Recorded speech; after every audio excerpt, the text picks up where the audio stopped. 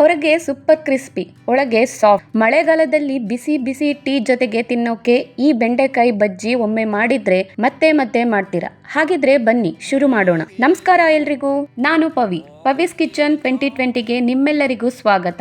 ಇವತ್ತು ನಾವು ತುಂಬಾ ರುಚಿಯಾದ, ಹೊರಗೆ ಕ್ರಿಸ್ಪಿ ಹಾಗೂ ಒಳಗೆ ಸಾಫ್ಟ್ ಆಗಿರುವಂತಹ ಸ್ಪೈಸಿ ಬೆಂಡೆಕಾಯಿ ಬಜ್ಜಿಯನ್ನು ಮನೆಯಲ್ಲಿ ಹೇಗ್ ಮಾಡೋದು ಅಂತ ನೋಡೋಣ ಬನ್ನಿ. ಮೊದಲಿಗೆ 1/4 kg ಬೆಂಡೆಕಾಯನ್ನ ಚೆನ್ನಾಗಿ ತೊಳೆದು ಸಂಪೂರ್ಣವಾಗಿ ಹೊರಿಸಿ ನೀರಿಲ್ದಂತೆ ಮಾಡ್ಕೊಳ್ಳಿ. ನಂತರ ಬೆಂಡೆಕಾಯಿ ತುದಿಯನ್ನ ಕತ್ತರಿಸಿ ಪ್ರತಿಯೊಂದು ಬೆಂಡೆಕಾಯನ್ನು ಉದ್ದವಾಗಿ 4 ಭಾಗಗಳಾಗಿ ಕಟ್ ಮಾಡ್ಕೊಳ್ಳಿ. ಈ ತರ ಕಟ್ ಮಾಡ್ಕೊಂಡ್ರೆ ಸಾಕಾಗುತ್ತೆ.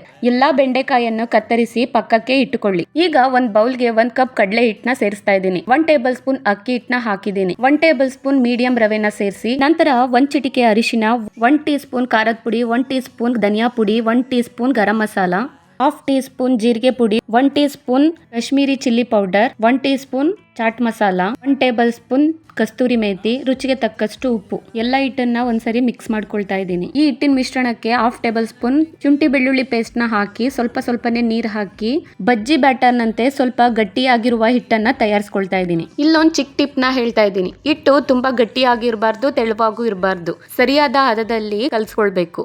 ಈ ತರ ಬಜ್ಜಿ ಬ್ಯಾಟರ್ನ ಹದವಾಗಿ ಕಲ್ಸ್ಕೊಂಡ್ರೆ ಬಜ್ಜಿ ಹೊರಗಡೆ ಚೆನ್ನಾಗಿ ಕ್ರಿಸ್ಪಿಯಾಗಿ, ಒಳಗಡೆ ಬೆಂಡೆಕಾಯಿ ಚೆನ್ನಾಗಿ ಬೇಯುತ್ತೆ. ಈಗಾಗಲೇ ಬಾಣಲೆಯಲ್ಲಿ ಎಣ್ಣೆನ ಬಿಸಿ ಮಾಡ್ಕೊಂಡಿದ್ದೀನಿ. ಎಣ್ಣೆ ಚೆನ್ನಾಗಿ ಬಿಸಿಯಾದ ನಂತರ ಕತ್ತರಿಸಿರುವ ಬೆಂಡೆಕಾಯಿಯನ್ನು ಒಂದೊಂದಾಗಿ ಬ್ಯಾಟರ್ ನಲ್ಲಿ ಚೆನ್ನಾಗಿ ಮುಳುಗಿಸಿ ಬಿಸಿ ಎಣ್ಣೆಯಲ್ಲಿ ನಿಧಾನವಾಗಿ ಬಿಡಿ. ಸ್ಟವ್ ನ ಮೀಡಿಯಂ ಫ್ಲೇಮ್ ನಲ್ಲಿ ಇಟ್ಟು ಗೋಲ್ಡನ್ ಬ್ರೌನ್ ಬರೋ ಗಂಟ ಚೆನ್ನಾಗಿ ಕರಿಯಿರಿ. ಹೀಗೆ ಮಾಡಿದ್ರೆ ಬಜ್ಜಿ ಹೊರಗಡೆ ತುಂಬಾ ಕ್ರಿಸ್ಪಿಯಾಗಿದ್ದು ಒಳಗಡೆ ತುಂಬಾ ರುಚಿಯಾಗಿರುತ್ತೆ. ಎಲ್ಲಾ ಬಜ್ಜಿಯನ್ನ ಇದೇ ರೀತಿ ಕರೆದು ತೆಗೆದ್ರೆ ನಮ್ ಸೂಪರ್ ಕ್ರಿಸ್ಪಿ ಸ್ಪೈಸಿ ಬೆಂಡೆಕಾಯಿ ಬಜ್ಜಿ ಸವಿಯಲು ಸಿದ್ಧವಾಗುತ್ತೆ.